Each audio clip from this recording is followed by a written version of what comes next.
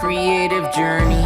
It's easy to get lost, but don't worry, you'll lift off. Sometimes you just need a creative pep talk.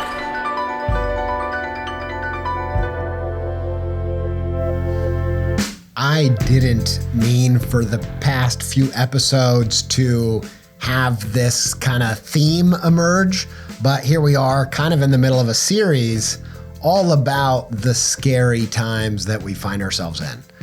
Whether it is politics or technology or platforms changing or just the world affairs, all of this stuff, it is just so overwhelming.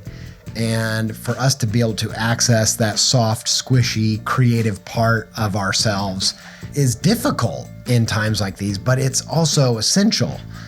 Now, you're in luck, and I feel lucky that I got to chat with the guest that we have on the show today, because I believe that he has some exceptional information that potentially decimates or demolishes that fear of the threat of AI against creative people and creative practitioners.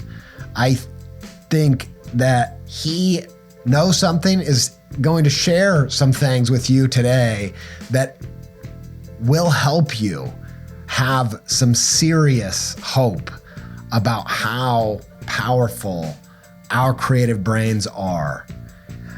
Today on the show, we have Angus Fletcher, one of my all-time favorite guests on the show. Angus has a background in neuroscience, but a PhD in literature from Yale, where he studied Shakespeare. And it puts him in this kind of unique niche of science and story. And if you listen to the show, you know that's my jam. I'm feeling that. But the reason he's on the show today is because he is going to tell you why that story science is scientific proof that your brain can do things that computers will never be able to replicate.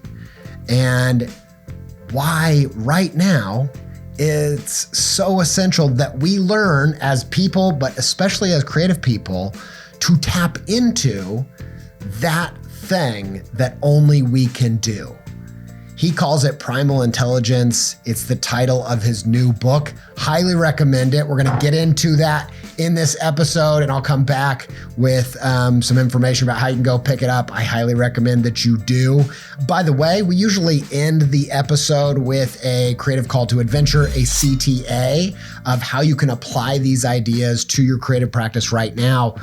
However, I'm not doing that because this thing is chock full of applications and exercises and practices that will allow you to tap into this primal intelligence and apply it to your practice in real time today.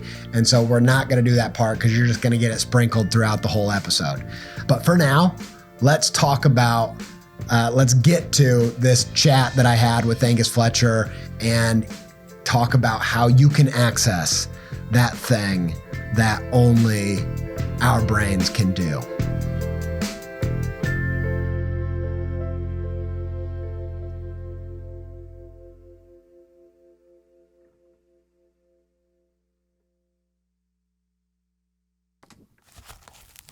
Honestly, I'm a little bit worried because I just freaking love the book more than I expected to, because you already know I'm a fan. However, Wonderworks I loved because I'm such a story nerd, and it was just a really important book to me. And then knowing that I knew this had story as like a base, but it just had a different kind of packaging, and I wasn't sure. I was like, I'm sure I'll like it, but I don't know how much it's for me.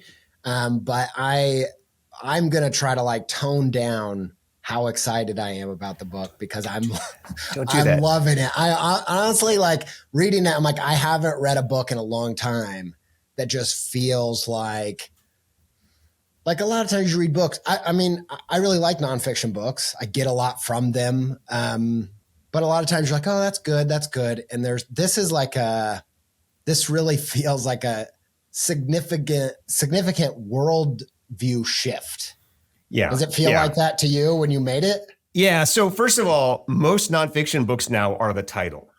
And I had this crazy conversation with the editors about this. And they're like, if it's the title, that's good. And then there's just a bunch of paper between the title and the back of the book. And then nobody looks at it because they just say, it's the title, right? You know what I mean? I do think you're on so there's that. there. Yeah. And then this particular book. So I had to rewrite this book 4 times. And when I say that, I don't mean like I had to tweak it a little bit. I mean, it was a studs, like the whole book deleted, rewritten. And the reason for that is I got pulled so deep into this special operations community, which is so completely different from me. And I think maybe this is something that you can jam with is that, when you're a creative person, you're just like fascinated by people who are different from you, totally fascinated. Yeah. And so I'm like totally hanging out with all these operators all the time, all these all these classified units, and all my friends are like, what's wrong with you, man? If you like join the military? And I was like, no, I'm just like interested in people who are different from us, man. Like I'm still part of the team, But anyway, as I got so deep into the operations community, I started thinking like them because, this is part of your creative process, right? Is you really open yourself up to this new world. And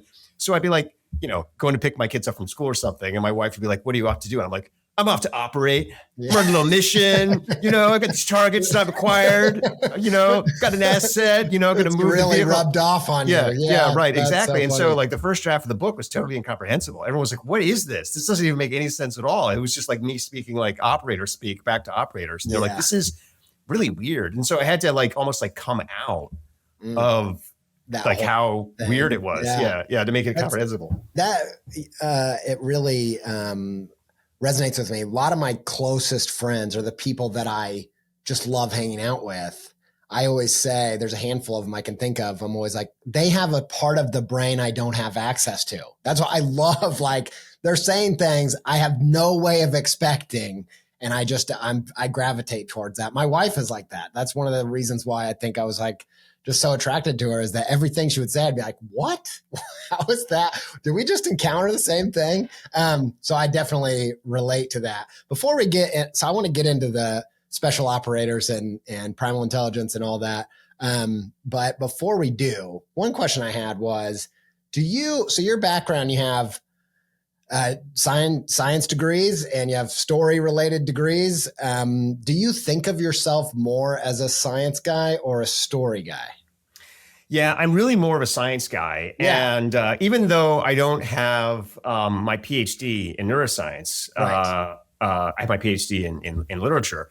Yeah. I was trained from the age of 17 at a neurophysiology lab. And so if you think of me as a literary person, my work makes no sense at all. It's like, what is this guy even thinking, Yeah.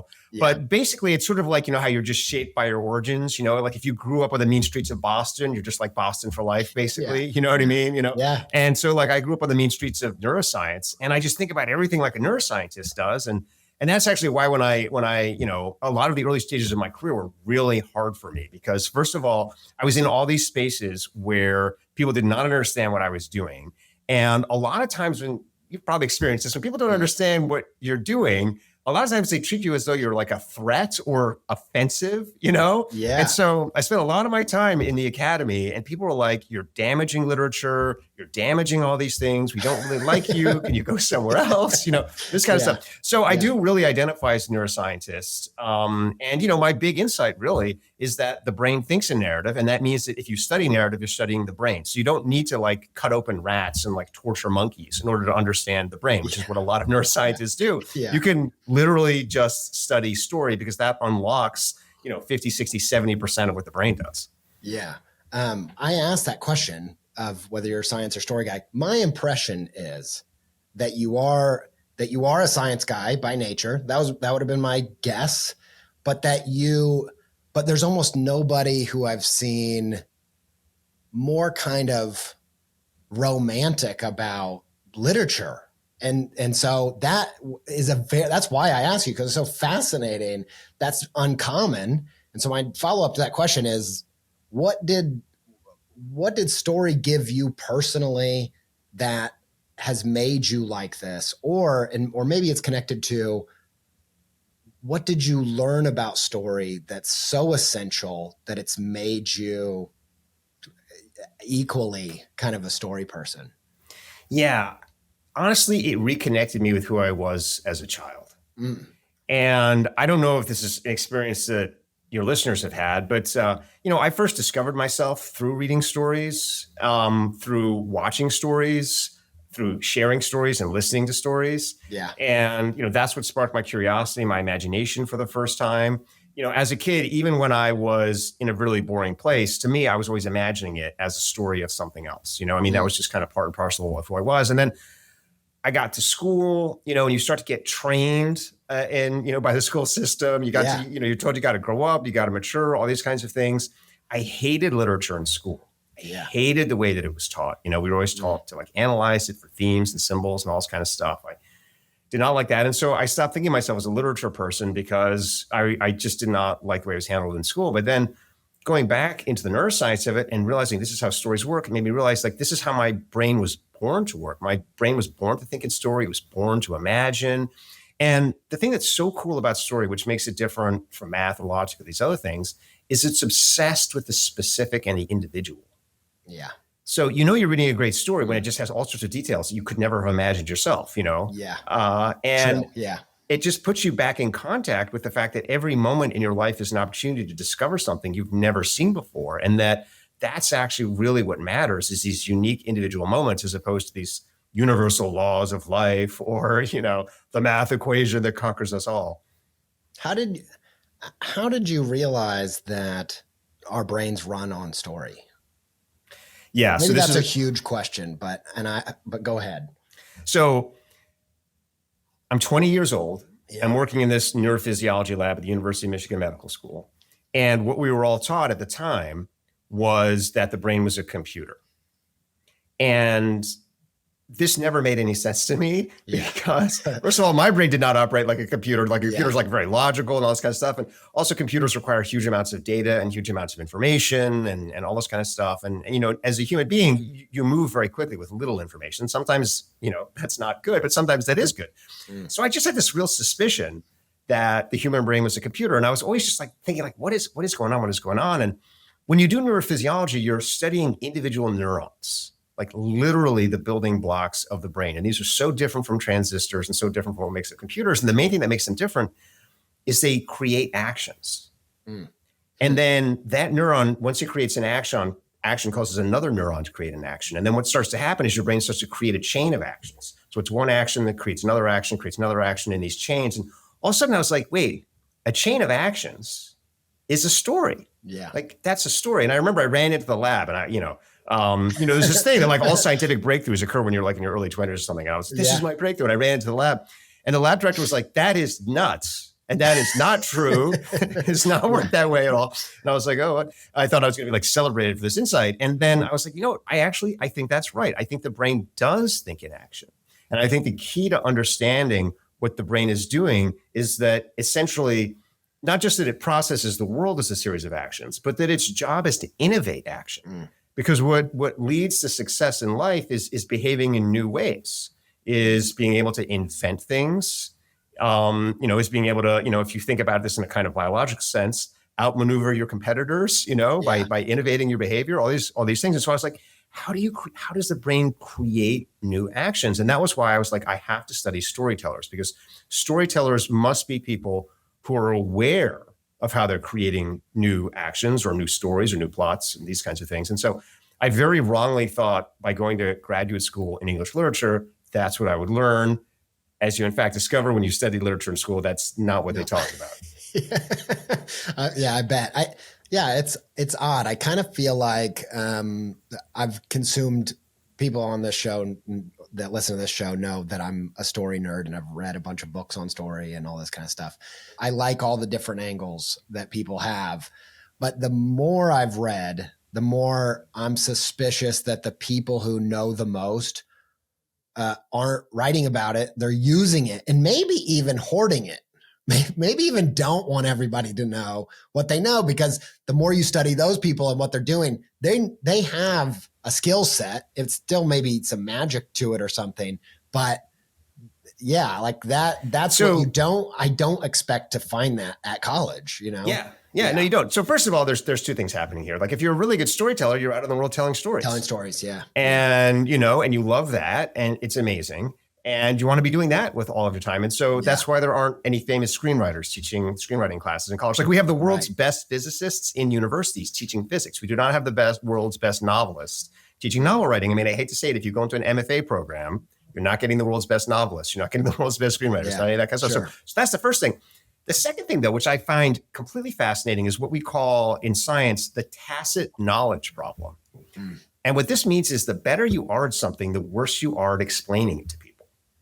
So like, that's interesting. Yeah. Because of like the curse of knowledge kind of thing, like this thing of you just know too much or it's too innate or something like that. Yeah. So it's a combination of things. First of all, there's the question of like, where do I even start? Right. If you ask like an expert storyteller where to start, they'll be like, oh my goodness, this is, that's not, But then second of all, your brain is going so fast through the motions that it can't slow down and explain to somebody else how to get on board and kind of break down the process. And so someone's like great at playing the guitar, right? They'll be like, oh, just do this. And you're like, I can't even hold the guitar right. Like how do, and you start to realize that when people are really, really experts at things, they tend to be dreadful teachers, dreadful teachers, even when they're trying to teach, and then they get like really irritated with you and they're like, why aren't you getting it best? Or they get frustrated with themselves. And that's a whole bad thing. So a big part of what I've been able to do is go in with my understanding of how the brain works to these expert communities and be like, this is actually what your brain's doing.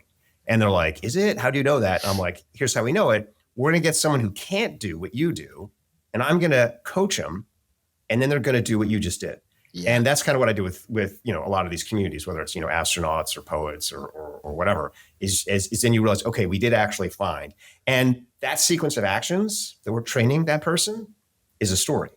So we're basically teaching people the story of expertise. And in the case of storytelling, that's the story of story. Yeah, that's so cool. And I feel like I'm kind of unique in this way that I grew up in a really analytical household. My dad's that side. My mom's much more of a creative person. So I think every step of the way, I've tried to step back and be like, how did I do what I did? Mainly because I wanted to make a living at it. So I wasn't at least initially super romantic about, I loved art. I loved indie music. I was super into it, but I wasn't romantic about my own journey in terms of like just wanting it all to be magic, and whatever it was art. And, I wanted to figure out like, how am I doing what I'm doing? And so I definitely, everything that I would do, I was trying to understand it. But I've told a couple people while reading your book that so many things in it, this is not a great analogy. I need more time for that, but it feels like something like my creative practice is like finding a radio in the woods, and I've figured out how to work it. I have some ways of doing it, but reading the book literally feels like, for some of these things, like I found the manual to the radio. I'm like, I do that, but I didn't know why I did it. I missed some of the steps, or it's really, really fascinating. Speaking of the computers that are, this idea that it's a really prevalent idea that our brains are computers. They're just like really good computers. And one of the things that I think this book tackles head on is one of the biggest problems that creatives feel that they're facing, which is AI feeling like they're told that they're every day that they're basically obsolete because we have computers that do what you do.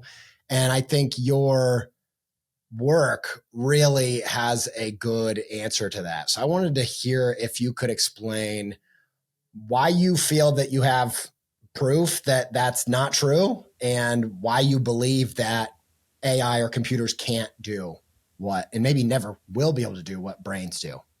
So we do have proof. The proof is complicated and would be weird to explain on a podcast, because it'd be like kind of going through like an Einstein equation verbally or something like that. So let me tell you a story. I knew there's real. There's like real. I mean, there's like hard science. It's impossible. And it's not only impossible, computers are never going to get anywhere near human creativity. It's a totally different method, but let's not go down that. Let me just give you a story that hopefully will kind of walk people through some of the steps. And I think, 5 years from now, 10 years from now, 15 years from now, 20 years from now, you will see the truth of what I'm saying. And that's going to be as history unfurls itself. But what people don't know is that the United States Army invented generative AI essentially in 1943. Oh, really? And so in 1943, two things happened in the U.S. Army. The first thing that happened was they built ENIAC, which was the world's first electronic multi-purpose computer. So it's basically the first computer. So the Army built the computer in 1943. And at the same time that they did that, they hired a guy called J.P. Guilford to crack the secret of creativity. And he decided that this computer was the human brain, essentially. He thought, oh my goodness, this thing is so smart. The human brain's got to be a computer. I've got to reduce creativity to computational processes. And so he reduced it to these two processes, which we now call divergent thinking and convergent thinking. And divergent thinking is basically just random brainstorming, which computers do great. It's just like bouncing all around different kind of sets you have in your mind and categories, just coming up with, random stuff, like pink dolphin and stuff like that, mix and matching colors and animals, whatever, all that kind of stuff. Right? Yeah. Then the second part is called convergent thinking, and that's pattern matching. And that's after you've done all the random stuff, you pop a high probability pattern over it. So if you've ever done one of these useless brainstorms where people come up with all these great ideas, and then at the end you start drawing lines to the ones that are actually really interesting, but no one thinks are probable, and you end up with like a kind of like boring middle solution at the end, that's convergent thinking. And so just mechanically, divergent thinking and convergent thinking, that's generative AI. That's all that it does. Those are the two computational processes that it runs. And so, basically always what you're toggling with generative AI is how random it is, and then how tight the pattern matches. And these are different dials you can play with on any program that you have. Well, and when you hear people talking about thinking, I've heard it spoken about like those are the two types of thinking. Right? Yes, right. Yeah. So basically, because of course, when you go out on the street, right, you just see people just like randomly, just doing all sorts of totally random things. And then all of a sudden they snap into a logical pattern and then they go back to just acting randomly. When you're planning your day, you just thousands of totally random ideas occur to you. And then you suddenly, it's not at all how the human brain works, right? The human brain works by reverse engineering backwards from goals and things like this, which are narrative processes, which computers can't do. Anyway, we can talk about the human brain in a second. But the reason I think the Army thing is interesting is because, so the Army essentially invented generative AI in 1943. But the thing is that computer was not advanced enough to run Guilford's protocols. So they never put the creative theory together with the computer. But what's happened over the last 10, 15 years is the computers and the theory have converged. And so the Army's, basically idea of generative AI has become real. Okay, so why am I telling you all this? I'm telling you all this because 5 years ago, the US Army contacted me and said, look, we've had basically generative AI in the basement now for 80 years. And what we've realized is it doesn't work very well. And more than that, the more we train our teams to think like these computers do, the worse they get at their jobs. And so we're starting to realize, we're ahead of the American public on this. We're starting to realize that this is not it. And so can you please come in and help us figure out what it really is? And so that's kind of, the basis of the book is I basically went in because I had these different theories. And I should say, when I first started working with the Army, they weren't like, oh, Angus, you're such a genius. They were more just like, Angus, we're really desperate. Everyone else is saying exactly the same thing to us. Because basically what everyone will say to you is either generative AI just needs more data or quantum computing or some other kind of computing, right? People are always like, it's just a different kind, like the brain is a different power on right, the exactly. Yeah. Or the software needs to be tweaked somehow, you know what I mean? Or there's some like missing algorithmic code we haven't figured out yet, And what I'm saying is, no, that's totally, what I'm saying is basically, a computer is a fork and what we need is a spoon, or something like that. It's just a different tool, and forks are great and that's wonderful. You can do a lot of stuff with them, but, try eating soup with a fork. It's not gonna work. And so you need a human brain. You need a human brain. You need a human brain to eat soup. Yeah, computer. Have you ever seen an AI eat soup? I haven't. No, totally not. But anyway, so they basically called me in. And so, there's this initial period where I didn't really trust or understand them. I actually thought that the Army was recruiting me to be a spy. Because I have no contact with the Army. And I'm an immigrant. And so, whenever I get in contact with the federal government, my first thought is, what are they going to do? Are they going to throw me out of the country? Like what's happening? So I had all these anxieties about that. And plus I'm working with these classified units who basically either can't reveal anything to me about what they do or essentially have these kind of cover stories, So, that boosted a lot of my paranoia. Meanwhile, they're going back to their bosses and their bosses are like, who is this random person? Nobody agrees with this guy. He seems nuts. Like, why are you investing all of these resources in this? But what happened is it started to work. And I can tell you much more about that story if you're interested. But the short of it is it started to work, and it worked really well, and it worked really fast. And it worked not just in these classified units, but then when we took it out of these units, we put it in the regular Army. It worked in the regular Army. Then the regular Army is like, hey, you can go try it in schools. We started doing it in schools. It worked in schools. And it's not like rocket science. It's just story. It's just shifting away from logic, which is what computers are amazing at, which is a data-intensive process, which is about finding patterns and optimizing and repeating them, and going into story, which is a low information process, which is about imagination and innovation and creating the future. And your brain just does it naturally once you kind of unleash it from the shackles that have been placed on it by school and by using, frankly, too much technology, which does kind of scramble your brain. All of a sudden you get these powers back, and it's amazing. That's the second problem that I think that it really tackles, the book, is that the world has equated intelligence with IQ, with logic, that they are. I mean, I think a lot of people would, if I said, are they synonymous? They would say, yeah, that's what intelligence is. And this primal intelligence is this different type of intelligence. And the secret is kind of that it's story thinking, that we think in story. That right?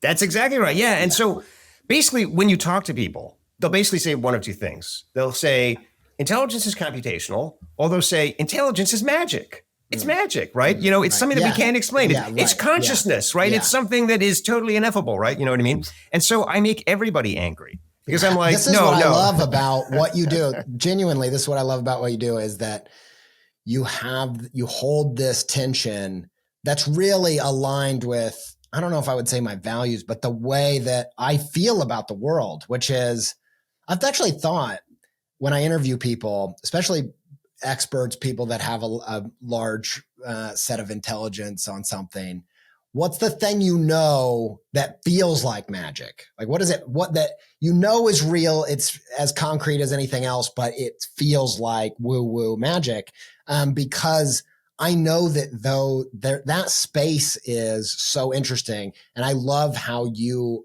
hold this space so kind of furiously, like you're very like serious about it, and I love it. The space between, it's not logic, it's not magic, it's this other thing, and between the science and the story is that kind of space. Yeah, I mean, it's not logical, it's biological. Right. And, the human brain can still be made up of all of these mechanisms and whatnot that we can study. And by the way, that doesn't eliminate the existence of magic. Right. I'm not saying that there isn't magic. Yeah, I'm just saying that there are ways to get better at being imaginative that are practical, and that we can actually study how these processes work in the brain. And maybe there's more than that, and I'm totally open to that. I mean, I think science ultimately has its limits, and I think any scientist should be humble and focus on their area of expertise. And I think a lot of the problem, frankly, with the computer science community right now is they've way overreached. So I'm not against magic. All I'm saying is that there's a lot of human intelligence which we can understand in a practical way better, and put that into schools and make kids happier, improve their thriving. We can start to revalue art, and we can also start to demystify art in a healthy way. You were talking about earlier how you feel like your talent is kind of this machine you find in the forest. You don't understand what's going on. I think a lot of artists feel alienated from their own creative process a lot. Because they're like, I don't know what's going on, and that's why I think in my experience, a lot of the creative people I work with, there can be a tendency to use substances in unhealthy ways and whatnot. You know what I mean? Because there's this anxiety that am I going to be able to do it again? Is it even me that's doing it? Do I have to somehow summon, get in this place, whatever? And it's like, no, I work all the time with creative people who can find that groove and get into it and get better. And we all, the example that I always use, of course, is Shakespeare. I mean, Shakespeare's someone who just cranked out plays. He figured it out, right? He had a method, but there's lots of other creatives you can kind of figure out. The last year of Van Gogh's life, he was cranking out art because he had figured out the method. He wasn't hesitating. And I think every artist just wants to get in that space, which is what we would in science call flow. Yeah. Which is where, you know what you're doing, but you're also growing every second. And so it's totally absorbing. It's totally interesting. But there's no anxiety or panic or stress or need to kind of use substances or anything. And that I've been doing this show for 10 years. Large portion of them are solo episodes. And it's literally, the point of it is to head that way, is like, how can we demystify it without losing what feels like magic? Like, I don't want to lose that. I'm in love with art as much as anybody else. I'm in love with the process as much as anybody else. I don't want to lose that flavor because I think it feels sacred to me, but I want to understand it as well as I can. And the more that I have, the more I have command of it, and I'm able to kind of access it on purpose. So that's what it's all about. You mentioned Van Gogh. I wondered if you could use the story from the book about him to explain a little bit how our story thinking does something that computers can't do. If I understand it correctly, it's something about this, not seeing patterns, but seeing the break in the pattern, right? That's right. Yeah. So this all starts with this kind of like totally fascinating paradox, which is that we're taught nowadays because of people like Daniel Kahneman, who's, recently deceased, very famous Nobel laureate, and by the AI community, that there's this is the slow thinking, fast thinking. Thinking slow, thinking fast. Yeah. That intuition is pattern matching. Right. Which is basically, detecting non-exceptions is something we would say. Everything that fits together in an algorithmic way. And computers do this great. So this would suggest that computers have incredible intuition. They actually don't. They have dreadful intuition. Meanwhile, children have very, very high intuition and are very bad at pattern matching. So this explanation can't be right. And so I've often wondered this because, every artist has had this where they suddenly realized, this is really promising. I'm seeing something new here, which is really interesting, right? Your intuition sparks up. And it's not a pattern match because it's new. It in some ways goes beyond all of the patterns you've seen. It doesn't fit, what is going on there. And so I've always been fascinated by this. And then to my total surprise, the US Army has a term for this. And the term for this is what they call exceptional information, which is a typical Army term because like only the Army would take something really interesting like intuition and call it exceptional information, which is so boring, right? Yeah. It sounds like it could be classified. That's right. No, it does. It does. Yeah. But the point is that exceptional information is an exception to a rule. So there's a rule, right, that, things should be done this way. And then all of a sudden your brain spots an exception. And then from that exception, it imagines a whole new reality. It's like, things don't have to be that way. So almost all kind of huge breakthroughs in art, science, and technology come from spotting these exceptions. A famous one in science is Marie Curie, who at the time that she was working, the rule is that all energy came from between atoms. So anytime energy was released, it was coming from between atoms. And she was like, wait a minute, there's actually energy coming from inside the atom, right? That's the beginning of radioactivity. It's also the beginning of the discovery of electron and electronics and everything else and modern physics. Everyone thinks that Einstein invented modern physics. It's actually Marie Curie because she spots that exception. In the case of Van Gogh, this one's a little more complicated, but I think I can explain it. Yeah. You do a great job in the book. Maybe it's a little bit bigger than we can go fully into, but maybe you could. I'll give it a shot. I'll give it a shot. So basically, the first thing you notice when you see Van Gogh is the color. Mm-hmm. That's just the most astonishing thing. There's other astonishing things about Van Gogh. I don't want to reduce him to color, but I think everyone's primordial experience of seeing Van Gogh is, whoa, that is burning its way into my brain. And so, for example, something like Starry Night, you're just like, whoa, the color, As, clients that give feedback on designers, they would say it really pops. It pops. Yeah, Van Gogh, the original pop. So Van Gogh was obsessed with color. And so he spent a lot of time studying color theory. And in the 19th century, they had this mathematical theory of color, which was that certain colors heightened each other. These were known as, contrasting colors or paired colors. There's all sorts of kind of words for them. But the mathematical theory was that the color contrasts were pairing green with red, pairing blue with orange. And there are a couple other ones, but those are the kind of the two ones that most people remember. So for example, Freddy Krueger's sweater at Friday the 13th is red and green because somebody read one of these color books. It was like, that's the biggest color clash. Yeah. Van Gogh suddenly noticed, wait a minute, there's actually an exception to this. He noticed this when he was looking at a painting by Charles Delacroix. He suddenly noticed, oh my goodness, actually, it's not blue and orange. It's blue and yellow. Yeah. When I put blue and yellow next to each other, that makes the blue bluer and the yellow more yellow. And he used this to totally reconstruct the color wheel And the previous logical color wheel had been the red, yellow, blue color wheel. And he created the RGB color wheel, red, green, blue color wheel, out of this single discovery. And it led him to all these incredible color combinations that no one had used before. It led to the discovery of aquamarine as being actually the most powerful color that you can use because it contrasts with red. And red, there's more kind of visual receptors for red in the human eye than any other color. So if you look at some of Van Gogh's portraits where he has a red beard, but a kind of aquamarine background, it just blows your mind out. And so he spotted an exception to the preceding rule of color, which was that you use these two colors together. He's like, no, actually I spot this.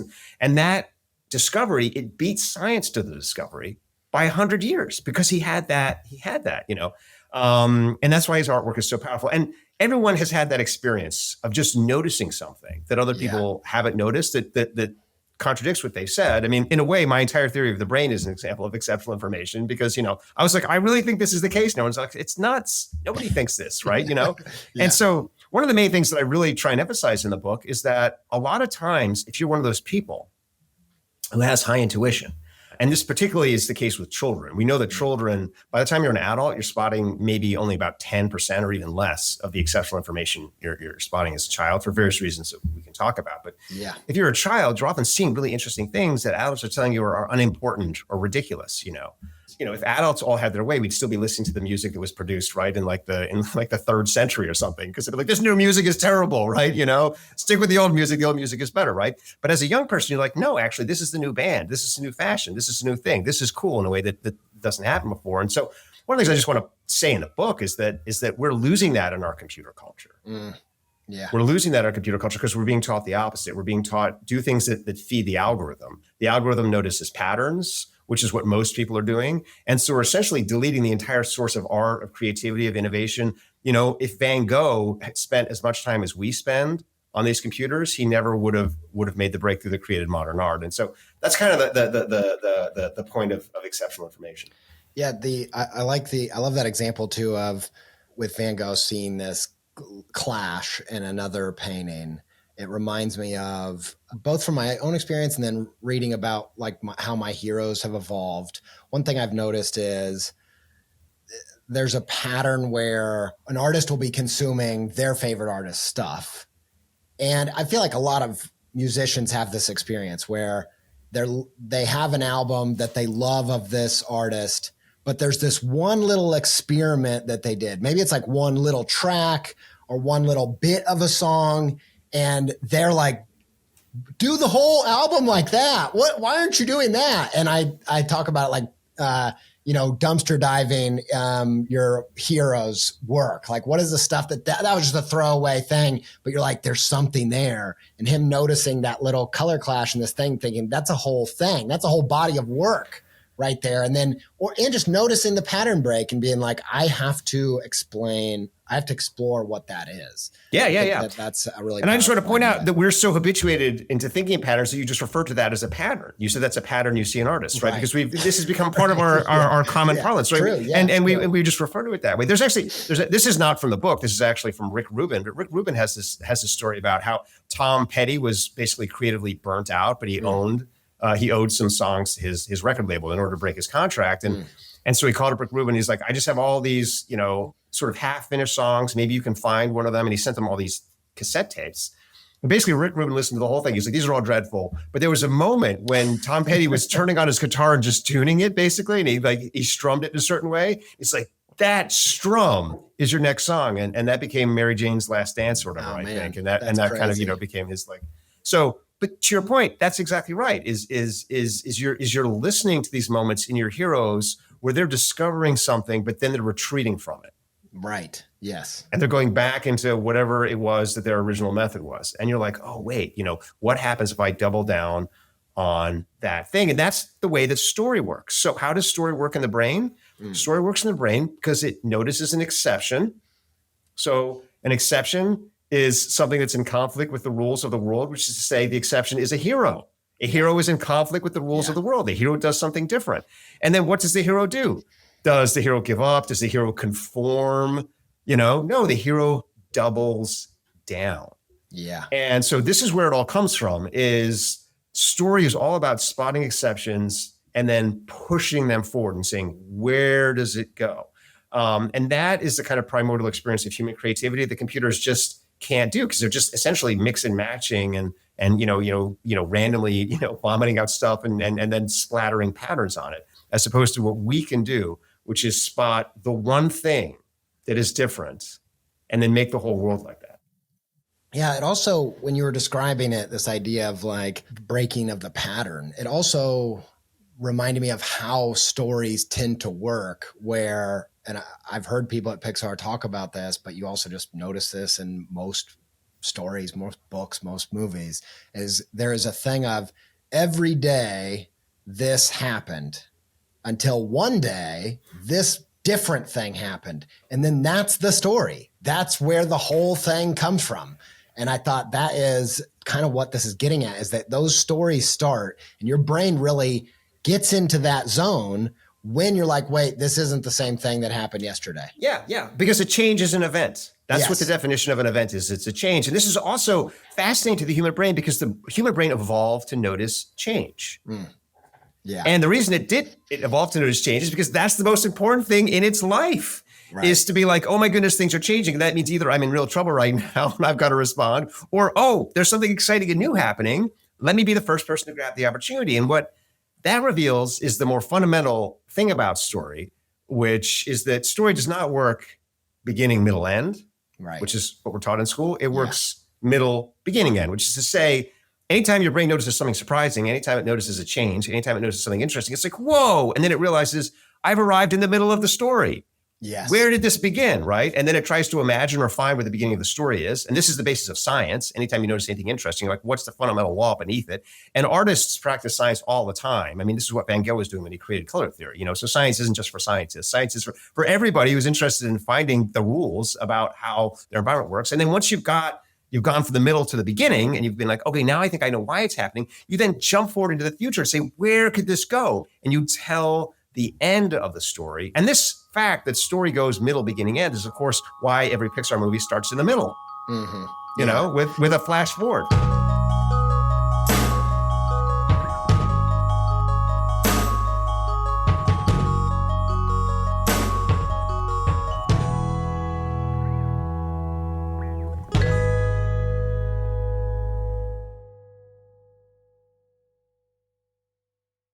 You mentioned this last time I chatted with you, and I've been thinking of it since. I've been thinking about this Act 2, Act 1, Act 3 kind of thing. And I've realized superhero movies that do it really well, especially origin stories, do this really well, because you don't want to start with Act 1 where it's like, how did this happen? And it's real slow and all that. You want to be like, boom, this stuff's happening. This is wild. Now you're in. Now we can get into, let's go back to what happened or why this matters. And so, I've been thinking a lot about that. Because it makes you curious. Yes. You become curious. It stimulates your curiosity. And this is another example of why school is so bad nowadays. Right. Because school thinks that the job is to tell you the first principles and then elaborate what those mean. So school thinks, I tell you the beginning and then I tell you the middle and I tell you the end. Kids, nobody learns like that. You want to be amazed. You want to be like, whoa, How did that happen? And then the teacher's like, oh, I'll explain this to you. And that's why, going out for a walk in nature is a great way to start to learn, because you're like, where did this tree come from? What is going on? Or, I had this chemistry teacher when I was young. We used to do these zany experiments to start class. Like he'd blow something up or whatever, something would turn colors. And of course you're like, what is going on? How is that happening? And he's like, okay, well, now I'm going to explain it to you. And you paid attention because you were actually kind of interested to understand where it came from, as opposed to, right, That I don't want to tease it too much and it be annoying to listeners here, but the next book that I'm making with my wife, it's focusing on mystery and wonder. And the reason why is because I feel like school right now feels like you're learning chords on a guitar, but you've never heard any songs before. And so you're literally like, why are we doing this? Why would I care about this? If I went to go learn guitar, the first thing I would want to know is, which song am I playing that I love? I want to know, what is this about? And that, I feel like it took me until I was 17, 18. I started reading popular quantum physics ideas, sci-fi kind of ideas that were also based in reality. And I was like, this is amazing. All of a sudden now I'm interested in learning. And that's the next book. That's kind of the aim, is it's a picture book to try to get kids to be like, look, this is an incredible space, and learning isn't a way to know the answers. It's a way to like engage in questions and get into this really juicy stuff. So yeah, I love that you said that. I know. I love that. And first of all, one of the things that's fascinating about the difference between human and computer brains is computers don't know when they don't know. So the computer, everything that's inside it, it thinks is reality. And so it can't have curiosity. It just assumes that that's the way that things are, right? Whereas as a human, because you think in these narrative terms, you can immediately know when you don't know. And that's what sparks curiosity. And the problem is that school now is taught as though kids are computers to be programmed with information, because we've made this equation between the human brain and the computer. So we think we have to fill with lots of data so that it acts intelligently. You see this all the time in the modern world. Like anytime something happens that other people don't like, they're like, oh, that person was uninformed. They had disinformation. You know what I mean? They didn't have the right data in their head. We've got to put them back in school and put more information into their head, you know?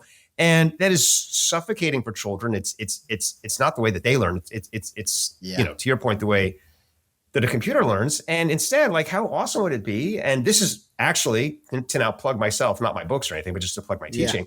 The way I teach is I tell my students, bring in your favorite stories into class.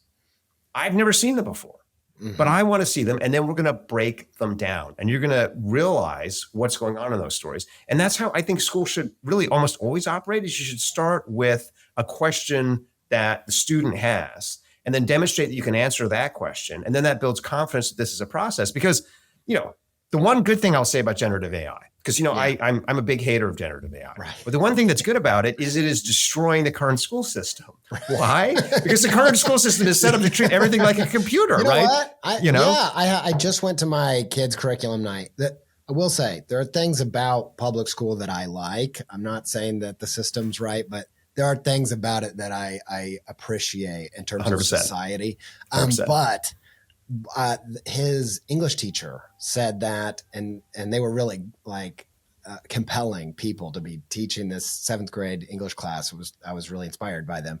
And they were saying that they're going to focus heavy on creative voice in this writing class because AI can do the perfect paper. It can do everything technical, and that's going to just matter less and less. And I thought, man, that's a leap for this person doing that. And also a lot of foresight.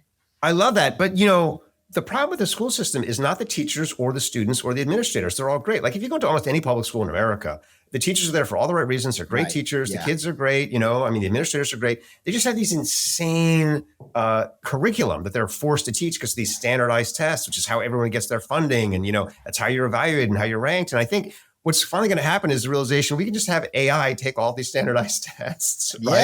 Yeah, and then that'll done. And they'll get them done. Move on to something else and let the teachers teach. And, you know, teaching voice, that's the most powerful thing you have as an artist. You know, I absolutely agree. And, you know, speaking of this idea of having this top down kind of, this is the curriculum, this is the standardization, all that kind of thing. It reminds me of the Nelson's touch that you get into. We have all these brilliant teachers, brilliant kids on all these different places. They have ways of leading things, like you said, with the questions and kind of giving some room for them to have power. I wanted to throw this at you and then see if you could use it to explain Nelson's touch. Honestly, I could talk to you about 500 other things. There's so many things. I'm like watching the time and I'm thinking, oh no, that's another thing I can't talk to him about. But the last bit, I want to just focus in on some of the planning stuff because it gets at one of the most central ideas of this podcast and an obsession of mine. But okay, I want to throw this at you.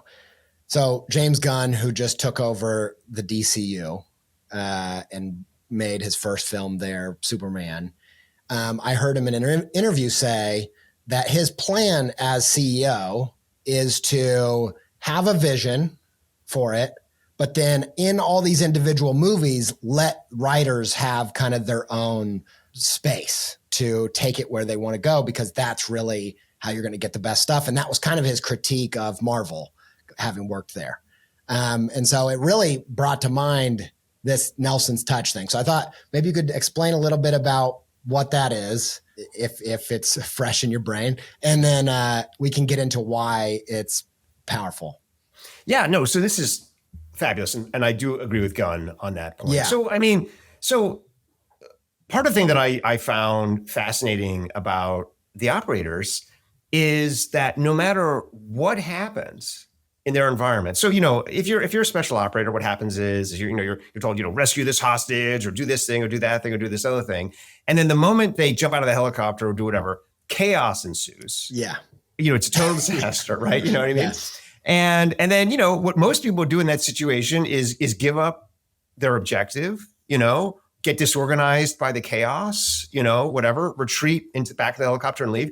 Instead, what the operators do is they leverage the chaos to create a new plan that gets them on a different path to their original goal. And I was like, whoa, that's like the secret to life, right? Yeah. And it's like you've got somewhere you want to go. Everything is going wrong. But instead of getting stressed, you just, you ride all the different anarchic energy that's flooding around you to take a different path to the place you wanted to go. And also as an artist, a lot of times as an artist, you have like this general idea of the artwork you want to make. Mm-hmm. But if you just go in a straight line there, it's not very interesting, Right. And you actually want to create chaos and mess and whatnot to kind of like feed your process, but then you don't want the chaos and the mess to overtake where you're going, right? Yeah. It's that delicate thing. And so I was like, what is going on here, in terms of what's happening? And so basically what it turns out is that these operators have this method, which they call defined strategy, unlimited tactics. Yeah. And what that basically means is you identify whatever mountain you want to climb. You say, I'm climbing that mountain. But then you say, I can take any path up that mountain. I can find 1,000,000 paths up that mountain. No matter what happens, right? I'm still going to go to the top of that mountain, but I'm just going to find a different route. And when I first heard this, I was like, oh, of course, that's obvious, right? That makes total sense. I'm sure, everybody other than me must do that, right? Turns out like basically 0% of people actually do this. In fact, almost everybody does the exact opposite, which is they try and do many things and they try and do them all the same way. So they actually have undefined strategy and limited tactics. It's like, I'm good at this one thing and I keep repeating it to try and succeed in all these different areas of my life. And so what you're talking about in terms of Nelson's touch. Yeah. Is Nelson Touch realized that the best, so Admiral Nelson, he's in charge of the British Navy, and he's fighting Napoleon and whatnot. And, up to that point, I'm not an expert on sort of, right. The history of the Navy. Yeah, but what I can tell you is that they're not listening to this. I can. Okay, that's good. Okay, that's good. But what I can tell you with some authority is that most of the people who were sailors did not want to be sailors. Like they were essentially either like so poor they were forced to be sailors on these boats, or they were literally kidnapped. So tons and tons of these sailors who were on these ships were basically kidnapped from various ports, forced into service. They were caught while they were drunk at a tavern and drunk. So you basically have this crew of people who are trapped on this boat and they can't get off the boat, right? And so, for years, the Navy functioned by basically just flogging all of these people and screaming at them and telling them how to behave and coercing them. And so the entire idea was that a Navy can only work if the person at the top has an iron rule, an iron fist, and punishes the slightest deviation. You will walk the plank if you do anything that you're not told to do, right? This is the whole idea. Yeah. And Nelson totally changed this. He said, actually, what I'm going to do is I'm going to tell everybody what the goal is. I'm going to define the strategy. I'm going to say, this is where we're going.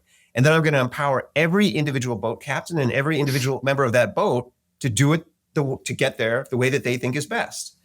And what this does is this just kind of like unleashes this swarm where you have all of these different people going all these different ways, but all converging at the last moment on this target. And it's devastating. And to your point about having a kind of artistic franchise that works this way, what's amazing about it is you get unlimited creativity because every individual artist can kind of jam, do their own thing, take their own path up the mountain, so on and so forth. But then all these projects together start to converge on the same point. And as an audience member, it's the definition. This is actually literally the scientific definition of the sublime. With the sublime is something that coheres, but is too big for your brain to process. You're like, how is this happening? And in general, so like MCU is the opposite of that. Like in MCU, it all fits together, but you kind of get it, right? You know what I mean? So it's never really sublime. It's kind of satisfying or interesting at moments, or it's epic would be another term you would use for it, you know? But there's nothing more amazing in life then when all of a sudden all these different parts all of a sudden slowly start to converge, then all of a sudden you realize, wait, what? They're all the same thing? What is happening now? And science can do that, because science basically takes all these different life forms. There's like, I'm going to reveal how they're actually all kind of coming together. But, very rarely do you get sort of industrial scale art doing that. Right. And to your point about what Gunn is doing, brilliant, because what's going to happen is each of those movies is going to be different, but then also somehow kind of move you. And then when you get to the top of the mountain, you're going to see all the paths, and you're going to see all these different things going all over the place and hopefully ending in the same objective. That's right. A couple things I want to respond to that with. One was to this idea of finding this radio and kind of fumbling my way through it through experience and also like observing other creators, how they do stuff. I have two ways that this one objective, many paths thing has manifested as kind of core practice for me. And I've talked about them over and over, to the point where when you tell that mountain story, if in any of the longtime listeners hear you say that, they're going to be like, oh my gosh, because this podcast started with a story exactly like that. Before I go there, I just want to say real quick, the other one that I talk about all the time, to the point where people probably hate it, is I feel like one of the brilliances of Curb Your Enthusiasm is that they make stuff this way. They have a plot. They do plotting and pantsing. They have a plot. This is kind of where it's going, and no script. So they don't know how they're getting there. And there's just this thing of they're improvising these scenes. They know it needs to go that way. And there's just this pendulum kind of swing that's just magic. Totally agree. That's exactly right. Yeah. No, that's exactly right. And actually, one of the things that I found fascinating when I talked to the operators is the example of Nelson comes up in the book, because when they tell me to find strategy, unlimited tactics, I'm like, oh, because I'd been given all this kind of military training. I was like, oh, Nelson is the person you learned this from. And one of the operators goes, no, actually, we learned it from Beethoven. And I was like, wait, what? And because Beethoven does this. Beethoven has these kinds of, these kind of master arcs, and then huge amounts of improvisation. And that's, again, what produces this sublime sense. And I do think that Curb Your Enthusiasm does have this kind of sublimity about it when it works. Yeah. Because you're like, what is happening? And then all of a sudden it like hits the ending. It just sticks the landing. And you're like, what? It's full circle. And And the absurd becomes like manifest in something that is not, in fact, absurd, but it's almost like godlike in its prescience. And it's why people have that reaction to Larry David of like, this guy's a maestro. What is he doing? Exactly. And I think it's amazing. Exactly. Back to that story. I'm not going to tell the long version of it. I'm going to tell the shortest version possible. But the reason I started this show was literally I did a talk. It was a small kind of community thing over 10 years ago. And I was telling the story as a metaphor of when I was in England. That's when I started running. I lived in the north of England for 5 years, and I started to, in my running, I would see this giant tower in the distance, and I know now that it's the tallest freestanding structure in the UK. It's called Emily Moore Mast, and I didn't know any of that. But I would run, and I would see it, and I'd be like, man, that's huge. And I would think about maybe I should run there. And so for the longest time, I wasn't running long enough to think I could do it. And I also didn't know why I thought I could do that or whatever. But then one day I was just like, I'm going to do it. And I didn't tell anybody I was going to do it. I didn't have my phone, nothing like that. But I'm like, okay, here's my plan.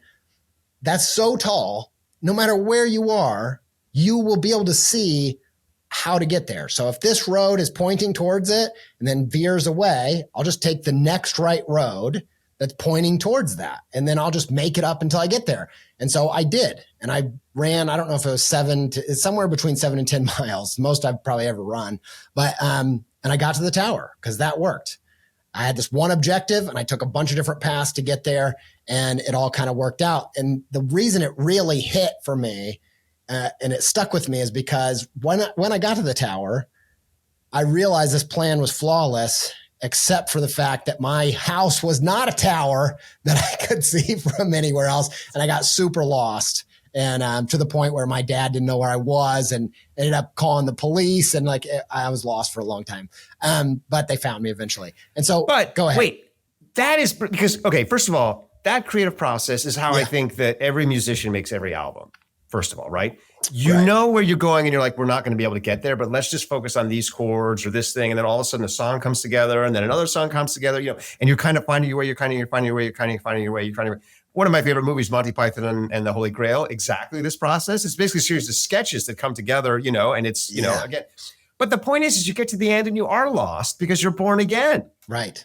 I mean, literally, right? Like you're like, I don't need to go back. Like I just got here. Now I need the next mountain. Now, of course, in the real world, to your point, people want you to come home and so on and so forth. But I think as an artistic metaphor, it's perfect because you actually want to lose yourself because you are reinvented, and that's the kind of profundity of it is you actually are able through all these, and, going back to Gunn, I mean, if he succeeds, he is going to fundamentally reinvent the DC universe. It's not going to be the same thing. There's going to be some kind of core shift in what it is, which is going to be extraordinary, and you're not going to be able to go back.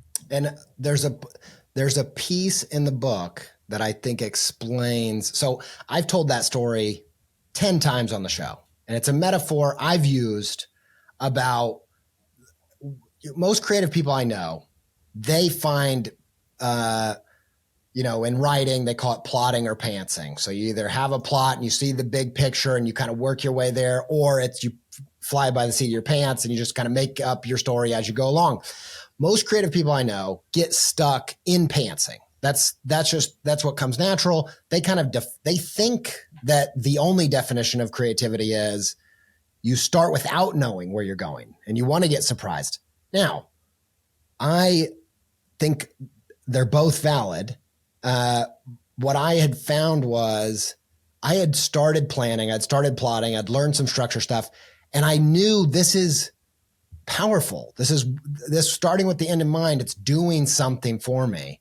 The thing that I feel like I was missing until this book was I don't think I understood why the planning was so powerful, because the getting lost is such a huge part of it. It's not, I wasn't trying to get them to just plan so that they got to their destination. So will you explain this idea of making planners instead of planning, instead of plans? 100%. I'll do that. Yeah. Just to riff off just what you just said out, but then I'll get to that. I mean, what you're basically saying is the best art is created by pantsers to make a plan. Yes. Right? That's exactly right. Because it's like they've got all this enormous creativity. And there's so much really bad art out there by people who are planners. Because they sit down and they're like, I'm going to do a hero's journey and it's going to have all the parts. And you're like, this is inert. It's like, and on the problem is for most pantsers is that, they never actually finish. Right? They just do a whole bunch of stuff and then they give up because they don't know where it's going. They get demoralized, whatever. I mean, Catch-22, which is a great novel. I don't know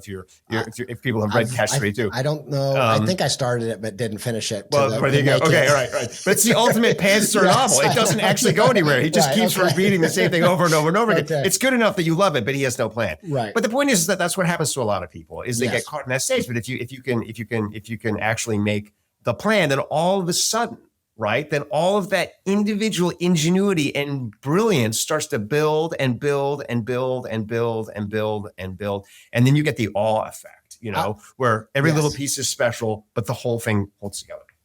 Just before you get to the planning versus planner thing, this is exactly how I've explained to people. The only way I've learned to interview anybody is for the longest time, I was like, okay, when I first started, I was like, all right, I'll plan this interview. I'll do the questions. Okay, I'm going to go into it. And then I'd do the interview and it would go well, but we didn't use any of the questions. And I'd be like, okay, I don't need to plan these questions. Then the next one, I'd be like, I'm just going to, make it up because that's what works. And then it'd go terribly.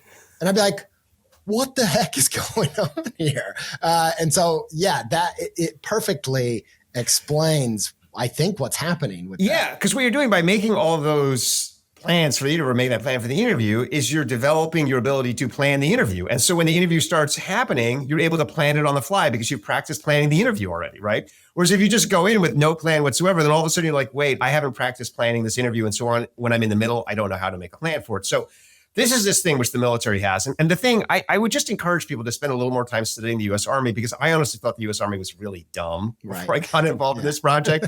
Part of that is because, I sort of, when my family immigrated to this country, we came to New Jersey, and New Jersey has a very dim view of the Army. It's basically what happens to you if you fail out of high school or can't get a job. It's like, oh my God, you go to the Army. Yeah. So I was basically raised to think of the Army as not, but it turns out there's all this wisdom in the Army. And I discovered this because I myself, so people who have never heard me before might think that I'm coming on here as some kind of expert, some kind of like genius, who does everything right. And I'm just like kind of giving you my wisdom from on high. But the reason I got involved in this project is because I'm terrible at most of the stuff in the book. I'm a creature of an academic environment where, I can't actually make plans effectively. I have a very kind of stable world. The moment anything goes wrong, I panic. I won't tell this full story, but, as an example, my mom was coming to visit us a couple weeks ago, and my young daughter wanted to put on an earring that my mother had given her, and that somehow, while trying to put it on, dropped it into the sink. And I was like, oh my gosh, we have to take apart the entire sink, right? You know what I mean? Yeah. And so I basically started just like taking apart the entire sink. And my wife was like, what are you even, that is, and she basically, got a vacuum cleaner, pulled the thing out in like 2 seconds, and, and then I had to rebuild the entire sink. But my point is that I'm incompetent at life. Anything goes wrong. If I can't find a parking space for an event, I just give up, And so I was just fascinated. I was like, how is it these guys are so good at making plans? Like, what is going on? And so it turns out that there's a famous general, Dwight Eisenhower, went on to become the United States president. And he had this saying, which is that you make plans relentlessly for whatever thing that you're doing. You plan for every contingency. You imagine everything could happen. You write out all the plans. And then the moment the event happens, you throw out all the plans. You junk them immediately. Why? Well, because what you're training is the ability to plan. The purpose of it is to develop the planner, not the plan. And most people fail this for one of two reasons. Either they make a plan and they think, I've got to stick to the plan. And the more that the world changes, the more that they panic and try and force the world to conform to their plan. And they start getting stressed and yelling at other people and so on and so forth, right? Then there are the people who never make a plan in the first place. And when things start to change, right, it's just they add to the disorganization. Whereas really successful people do what you do for the interview, which is they plan, and then just totally let it go. And they've trained up those muscles in their brain. And the technical name for those muscles in your brain are your imagination, which is your ability to come up with a plan, which is a plot, which is a story. So that's really the secret to all of it, is just kind of practice imagining the story of your day, all the different ways the story of your day could go, except it's not going to go that way. Mm-hmm. Right? Just like your improv routine isn't going to go the way you imagined it, but by doing all those practice sessions, you're prepared for whatever occurs. Yeah. that was the next thing I was going to ask you about, because I think that's such a surprising element in the book, is this idea that imagination is planning, that's what it is. I don't think anybody would, 99 out of 100 people would not have jumped there. Absolutely not. I didn't think so. Yeah. No, I mean, we're now in chapter 2 of the book. So chapter 1 of the book was about intuition and exceptional information. We're now in chapter 2, which is about imagination. There's 8 more chapters, so we're not going to get through all of them, obviously. But basically, the imagination chapter, it starts out by pointing out that we fundamentally misunderstand story, essentially. Mm-hmm. And, we understand story as a tool for communicating. And the basic idea is that like really, really smart people think in math, and stupid people, don't understand math. So we create a story to explain the math for them or something like that. You know what I mean? That's funny. But it turns out that actually story goes back. It's how the brain actually thinks. It goes back hundreds of millions of years. Crows think in story. And, there's a lot of amazing research done largely by these female educators, which has been totally ignored because they're not computer scientists. They point out that children think in story and all this kind of stuff. And so what we're often taught is that imagination creates stories. So the more imaginative you are, the more stories you can come up with. It turns out in the brain, it's the opposite. It turns out your stories, your ability to think in stories, what creates imagination. And I discovered this because I was watching all these incredibly imaginative special operators coming up with all these, plans on the fly and doing all this kind of stuff. And So I talked to one of the cadre. The cadre is the person who kind of trains them all. So they're like these like really they're like these 70-year-old guys with like beards down to their feet. Really kind of look like these kind of like scarecrow type of people, like scarecrow woodsman kind of thing. I don't even know how to describe them. They're like something out of like, like a benevolent deliverance or something, I guess is what I would describe them as. You know what I mean? Yeah. He's kind of like, West Virginia wizards. So anyway, so I was like, how do you, because the other thing is these operators who are so good at planning don't come in good at planning. And because they come out of the American school system. Right. And so they get there and they're terrible at it. And so these gurus have to train them up at all this stuff. And so I was like, where's their imagination coming from? Where's their imagination coming from? And the guru's like, imagination is just planning. It's just planning. It's just planning. It's just planning. It's just planning. And I was like, how does that make any sense? And he's like, well, think about it. Why do plans fail?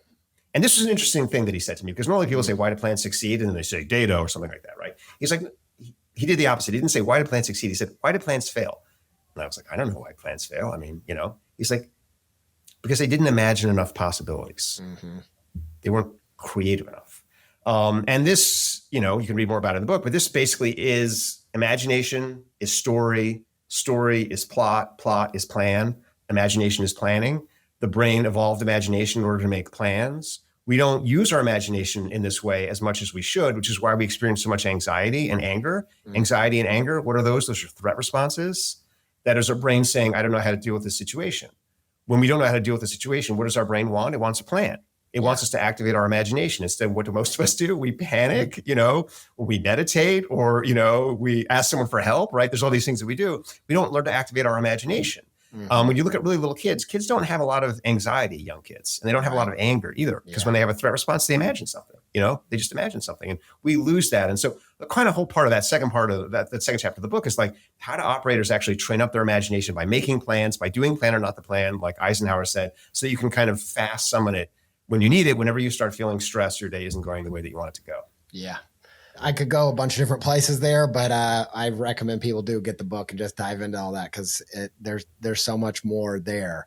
But even that I think is really useful and very unique too. Like, this is just stuff that I don't think it's just not, like you say, it's not what we've been taught. So it is an unlearning of going back to how our primal and our basic intelligence, right? Yeah. So, I mean, when people read the book, first of all, they usually have one of two responses, which is, this author is completely crazy, is one response, because nothing in the book is like anything you've read in any other book that's been published in the last 30 or 40 years. That's true. It's totally different. I almost started by saying this feels like a Plato's cave thing. That's why I was overwhelmed by planning questions, because I was like, I don't even know where to start. It's a complete different way of thinking. It is a paradigm shift, and so people are either like, this guy is crazy, or they're like, oh my goodness, this actually explains how my brain works. Yes. Yeah. And this is the first time I've read a book in a long time that kind of explains, because a lot of books out there are like, there's something wrong with you, you've got to do it different. Whereas this book is basically like, actually, you're probably okay. There's something right listening with you that you're not even doing. That's right. Yeah. Just stop listening to all the advice you're getting from outside and just kind of go back a little bit to what you were doing before you got all the advice. Yeah. I love it. Okay. I wanted to ask you about, you do this activity with salespeople, which is trying to activate some primal intelligence. And it reminded me, they do this activity where they're doing a Q&A with each other. And it reminded me of another thing that I think a lot about when I do interviews, which is Alex Bloomberg, who started Gimlet Media, was from Planet Money and This American Life. He has a class on doing interviews that I took. I was like consuming so much about how to interview people, because I started doing it, and this was, 9 years ago, and I was like, I don't know how to do this. This is an art. This is way harder than I thought it was. So I just started taking in all this information. One of the things that stuck with me, not a ton did, but this thing has stuck with me. And he said, really try to avoid asking people why. And I wanted to see if you could get into a little bit about that exercise and maybe why, as you're getting to know somebody, as you're exploring something, why not to ask why? Just to break the rule. Ask why? Yeah, exactly. To break the rule. Yeah. By the way, you are an incredible interviewer, I have to say. Thank you. This has like just evaporated this time. So this is another one of these weird things that came about with the Army, because I actually was meeting this secret unit, and the job of the secret unit was essentially to kind of like learn everything about me. They were basically essentially interviewing me, but it was more kind of close to being an interrogation because they had to like surface literally everything about me. And the reason that they had to do it is they had to make sure that I could be trusted. Yeah. And so, they just went through this whole kind of gauntlet of doing this stuff. And it was incredible because in answering these questions, learned so much about myself. It was like maybe the most amazing therapy session of all time where you actually discover what is going on in your brain, and you're like, whoa, like this is, and so this was happening. And so we got to the end of the thing. I was like, how did you do that? Like, what was it? And they were like, what we did, it was really complicated. It was really, really complicated, really, really complicated. We asked who, what, when, where, how, and never why. We never asked you why. Yeah. And so like anytime they asked me a question about something, they'd be like, who did you do it with? When was the first time you did that thing? Where was it? All this kind of stuff. They never asked why. And the reason for that is the moment you ask why, you service a judgment. You service an explanation. You service an origin story, essentially, right? And that's that's as far back as you can go into the person. You've just lost your ability to go deeper into who they are. And you said, this is where the story starts. And that why will often come up from the person themselves and make a snap judgment in that moment. But a lot of times also when you're having a conversation with someone, you'll notice that you stop asking them genuine questions because your brain has already arrived at a why. You're like, oh, I understand who this person is. I understand why they do what they do, right? That's when you kind of label a person. Figured it all out. I know. Yeah. I've met 50 of this guy. Yeah. Exactly. 100%, Yeah. And what the interviewer said to me is the moment we start to feel like we've got it figured out, we start really leaning into new who, what, when questions to try and surprise ourselves. Because the moment we find a surprise, we're like, we actually don't know why. And we've got to chase that. And so we started doing this. This is super weird, but after I, got tight into the special operations community, they called me over one day and they're like, Angus, do you ever do marriage counseling? And I was like, what? Marriage counseling? No, I was like, that's what marriage counselors do. I'm not a marriage counselor. But the weird thing about special operations is they don't trust anyone. So they don't trust, literally don't trust. So once they trust you, they want you to do everything for them. They would probably ask me to like fix their cars, right? If they could, right? You're like, Angus, are you a repairman? Right? So I was like, no, I don't do, my wife, when she heard this, it was hilarious. She was like, oh, you're a perfect husband. You're exactly the kind of person you should give marriage counseling. Yeah. So I basically, without understanding what was happening, I got led to a field one day. This is true, where there were 100 special operations couples. So 100 operators with their spouses, right? You know what I mean? Yeah. And they were like, we're all on the verge of divorce. Yeah. Like, what? And they were like, the divorce rates in our community are like 90%. And, and they're like, and we need you, Angus, to help us. I feel like this whole thing with the special ops is you're starring in a fish out of water scenario, just nonstop being thrown into these circumstances. No. And a lot of times when I tell these stories, people are like, this can't even be true. If you don't think it's true, just Google Camp Homefront and you'll see video of me standing in front of all these couples, basically, So anyway, so I'm up there and I'm like, oh my goodness, what do I do? Because, like you're talking about like trying to figure out how to do an interview, right? So so I was like reading all this marriage counseling stuff, and I was like, I can't do this stuff. Like, I don't even understand it. Like, what is happening? So instead I was like, you know what? I think the problem with most relationships is that we think we know the other person better than we do. We have all these judgments about them. Yeah. And the moment that something starts to happen, we're like, I know why that's happening. I know what you're doing right now. You know what I mean? I've got to like go on the attack or the defensive or something else. We don't say to ourselves, you know what, this person, there's actually something here more that I don't understand. And so basically what I just decided to do in this moment of total panic was turn their own method back against them. And I was like, I want you guys to do this who, what, when, where, how exercise without asking why. And I want you to start writing down the things you find that surprise you about the other person, and just kind of go at it.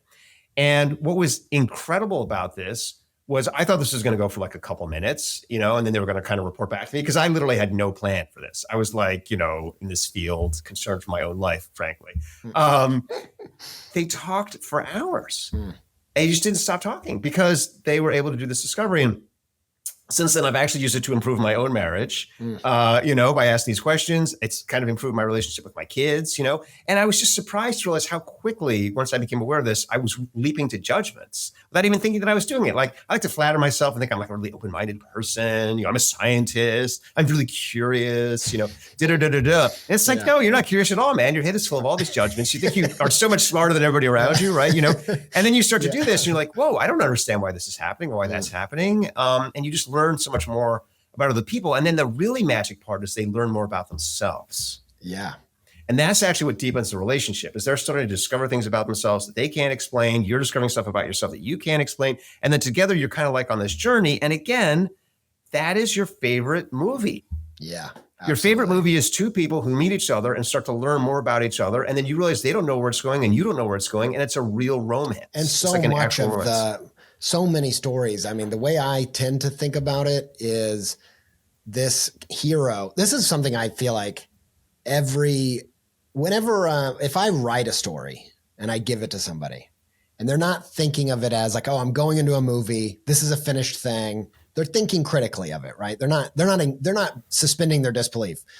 One of the things that happens is they'll criticize the beginning as, oh, like the hero, this thing they're doing, it's wrong. I know it from the beginning. Like, what? There's tension here. Like and I'm like, that's the tension. That is what it is. It's literally the hero has an unconscious motivator. They don't know why they're doing what they're doing, and it's causing them all of this havoc. And so, like you said, like movies that you love, this is coming from unconscious behavior, and they're getting to know each other. They're getting to know what's going on in there. Yeah. And what you're talking about is that we're actually, through things like TikTok, training people to not be able to interact with movies anymore. Right. Because they're like, I didn't understand this in 2 seconds. It must be terrible. You know what I mean? Yes. I can't listen to this song because it doesn't have a hook in the first 8 seconds. It must be this person doesn't know what they're doing. And it's like, it's the other way around, man. Like, it's good. Exactly. Hang in there, know? If it's got you confused at the start, if it's got you like bothered, that's the point of it. That is the point. And, this is one of the real challenges writing this book. Because, this book will confuse people from the outset. And, a lot of, the sort of early drafts, a lot of the feedback I was getting is like, people are not going to read this book, Angus, because it's just too different. But what I've found is I don't think that's true. One of the things that I found difficult about planning wasn't that I didn't understand it, but that it was just dramatic. Like, it's written very well. It makes sense. Every piece makes sense. But it kind of unpicks what you think. And that's where it gets. There's a cognitive overload that takes place. There's kind of like a whoa. What is happening? Yeah. And I think that's disconcerting for people now in a way that it wouldn't have been 20, 30, 40 years ago. You know what I mean? I think people are really used to feeling like they understand things. Anytime the news comes up, immediately what to think. Who's the villain? I know who the villain is. This is the problem. This is the reason why things are bad, and we've conditioned ourselves to this kind of snap judgments where we always feel like we're the authority all the time, and that's actually the inverse of how democracy is supposed to work. Democracy is really supposed to work with humility. The idea is everyone else around me has the answers. That's why I'm part of a democracy. Not I'm so smart, therefore everyone should listen to me, which is the basis of autocracy. I don't want to go super far into this, but one of the things that it brings up is having learned a lot about story. That's everything I do is like based on, it's kind of allegory, metaphor, that kind of stuff is what I'm really into. And when I would go to make short form stuff, as like little bits of content that lead to the podcast or the stories I'm telling there or lead to this book or whatever, I realize like, oh, whatever this short form thing is, it's not story. It isn't story. It's something else. I don't fully understand what it is because it's giving something that on some biological level people want. It doesn't maybe satisfy or make them feel good, but it doesn't feel like story to me.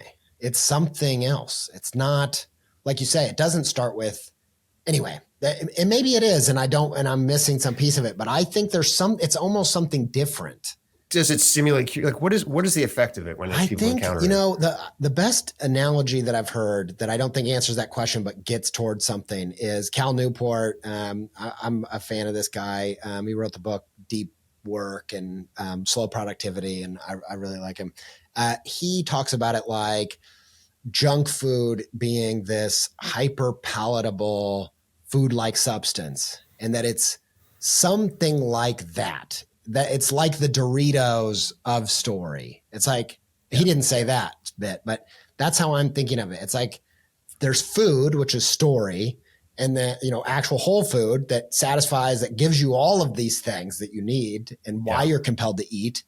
But the Dorito version is getting you hooked to eat it because it's designed that way, but it's not actually giving you any of the stuff that you're looking for. Something in that zone. No, I totally understand it. So it's triggering this kind of hedonic response in you, right? Yes, it's short circuiting, like your brain evolved to like salt because there wasn't a lot of salt in the wild. And now it's like, oh, well, we're going to give you all the salt kind of right now. Yeah. And so it's tapping right into those kinds of, pleasure but it's centers. Not giving you what's powerful about story. No, because the whole point about story is discovering something else. And the whole thing that hooks people most immediately is feeling validated. Mm-hmm. Yeah, right. True. Yeah. That is the thing that drives me nuts about this. Is literally, as someone who, this is one of the reasons I love your stuff. I find it's very relatable to me in that you're trying to say something that's not being said. And what I've found is what drives me nuts about social media is the stuff that performs well is the stuff that's been said 1,000 times. And I can't, I've said this on the show before, but as an ADHD person, I'm so novelty seeking. At home, this is going to sound ridiculous. It's be very hard to explain. And my wife, it drives her insane. I barely say real words. I'm making up new words for things all the time. I'm just like they know what I mean, and I can say almost nonsense because I'm so novelty driven. So being on the internet, watching like everything that's said, the things that blow up, these are things that have been said 8 million times. And you know what? They have no impact. Right. And nobody ever remembers them. So, that's true. Yeah. So this is the thing. Do you want to be the person who's constantly blowing up and actually having no effect? Right. Yes. Or do you want to be the person who starts to establish these deep moments of connection that really has this impact on individual lives and over time starts to become momentum and a movement? And that still happens a lot. Yes. So, I would say to people, it feels very gratifying to be someone who gets, 60,000 likes on your tweet or something like tweets online. But then you'll spend the rest of your life chasing that feeling because it's evanescent and it actually doesn't lead anywhere. Whereas if you get one real follower who actually really digs your stuff, I could say this because I've got like maybe 3 followers on Instagram and they love me. You know what I mean? They're with me for life. They're total ride or dies, But those people will be with you forever. And then as you start to, get out of the clubs and into the stadium, right, they're going to follow you, right? And you're going to build the big music, and it really is going to be good music and not just kind of like, disappear like some 80s, one hit. I love that. I think we're in a time in creativity that I think a lot of working artists assume that if it's really good, the better it is, the more likely it will be viral. And one of the things I'm not saying, as I say it, I feel like everyone would say that's not true. I'm saying that's an unconscious thought. That's a thing that I feel like a lot of people walk around assuming is true. If I can just make this good enough, it's going to go like wildfire. And I try to tell people, think of the art that changed you, the thing that this is your favorite song, your favorite movie, your favorite book. Is there anything about that could have gone viral? And almost never. Those are different qualities. They're completely different qualities. Famously, we talked about Van Gogh earlier. He sold, I think, one work of art in his lifetime, and he died in a field because he was in a state of total despair. He's a famous example, but I think in general, that's actually what happens is if you feel it and you know that it's new and you're living in the future, it takes a long time for other people to catch up with you. And you just have to have gratitude that you were in the future faster. You were in the future first. And I have had this joy in my career, and I know you've had this joy in your career too, is that when I followed those intuitions and that imagination and I've got to the future faster, it has been lonely initially and you do kind of doubt yourself, but then slowly people will start to join you there and it'll be a totally unique experience and they'll be really grateful because you've given them something they never could have had otherwise. And I think that really is real creativity, real success, because that is going to live on into the next generation. And not just dissipate. I completely agree. And like I said, I'm a creative practitioner. I didn't get into it art for art's sake, even though I am a huge art fan. So I am always constantly figuring out, how do you strike this balance between not ending up in a Van Gogh situation, but also following those intuitions. And I think there is a way, maybe not to do it perfectly. You might never blow up, but hey man, you can't connect with Shakespeare, people. Right? Shakespeare. Yes. Right, Shakespeare exactly. blew up, Yeah, and he was so, exactly. and every time he had a play, people were like, "What? This makes." I mean, like when King Lear came out, people were like, "This? Did you miswrite this? This is so bad." And he's like, "No, I didn't miswrite this. It's awesome." And they're like, "Wait, it kind of is, you know." So you definitely can do both. I don't want to make it seem like you can't do both at the same time, but it usually takes you to do the first part, right? The lonely part first, right? True. You do need to kind of be in the wilderness for a little bit, and then when you hit your stride and everyone kind of catches up with you, you can get that peak period of everyone kind of jamming along with the band. And my biggest book started as a daily drawing project 10 years before that no one cared about. Nobody cared but me. And so I totally can attest to that in my own tiny way. The last thing I want to do is I wanted to, you didn't get to this part, but in that exercise that you had the couples do, where you're having them ask the who, what, where, how, not why, it ended with a game where, after asking all those questions, they would try to guess the why. Okay. That's right. And so I thought, after I interviewed you with all these questions, I did ask you a couple of why questions, but after all that, I would try to guess why you wrote this book. Now, I know you get 1 point if I'm right, 1 point if I surprise you. I don't know if I'm going to get any points. Okay. But this is my guess. I think that you believe that story thinking is a dramatic world shift for most people, but they think they know story. They think that they understand what it is. They think of it as probably entertainment, or they have all these other theories. It's old information to them. And I think Primal Intelligence wanted to frame it in a different way and write about it in a different way so that it seemed like what you call exceptional information. Do you think it's something in that zone? Well, I'm going to give you 2 points. The reason I'm going to give you 2 points is because, first of all, you're correct. Yeah. You're totally correct. And the other reason I'm going to give you 2 points is I didn't realize that I was doing that when I was writing the book. You know, I've since kind of realized that through having conversations like the conversation we're having, you know, where people were tolerant enough to listen to me like yammer on about the book for a while. Right. But if you'd been the first person who read the book and we had a conversation with, you would have been the first person who realized that, because it took me a lot of conversations afterwards to realize it. And I think that's the same with a lot of creatives. It's like, you know that there's a reason that you're doing it, but you can't figure it out. And then your first audience experiences it and you have that conversation. You're like, now I understand why I did it. And it's like part of your brain was moving faster than your conscious mind. Yeah, I love it. And I got 2 points. I'm happy. Major success. I really recommend everybody goes and gets the book. There's so much in there that I think is just super powerful. Even just the planning stuff alone, this idea of having a one objective, many paths, there's so much application to that in your creative career and in your creativity. Thanks for writing it, and I hope it blows up, honestly, because I think it's really brilliant. I appreciate that a lot. And look, thanks for just coming on and talking about this. And I do feel if it doesn't blow up, you and I at least are on the journey together, right? And then 10 years from now, right, we'll be like, we were there for the first album, man. Absolutely. We were there. Yeah, absolutely. Well, thanks again. Thank you, man.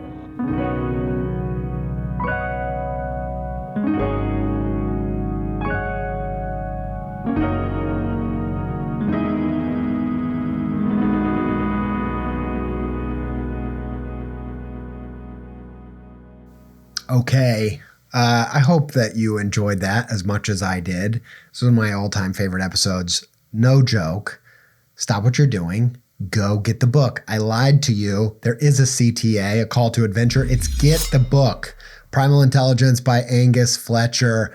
There'll be a link in the show notes. It's wherever books are sold. Go get it from your local bookstore. Order it from them or wherever you get your books. And you're not going to be disappointed.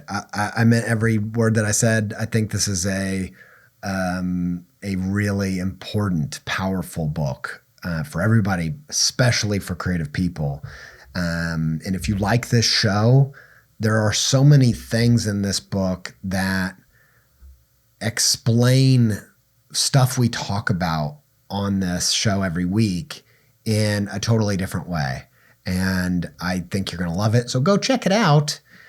Thanks, everybody, for checking out the videos on YouTube. We've got some momentum over there. It's really cool. And I'm excited about being over there. Also, to all of you that just listen on audio, I mostly listen to podcasts on audio. Some podcasts I do, some YouTube from time to time. I mostly switch back and forth. But hope you love the episode. Thanks to Sophie Miller, my wife, who is an editor and producer on the show. Thanks to Connor Jones of Pending Beautiful for audio edits, video edits, animation, sound design. He's just a talented person who, you know, I like you. And I know you're going to hear that. And thanks to Yoni Wolf and the band Y for our theme music and soundtrack, who I also love and love all of your creativity. And thanks to all of you for listening. I love your creativity. Thanks for being part of this community. I'm just loving it. I'm 10 years into this thing. I'm still pepped. And you know what you got to do? Stay pepped. Stay pepped up. That's what I'm supposed to say. All right, stay pepped up.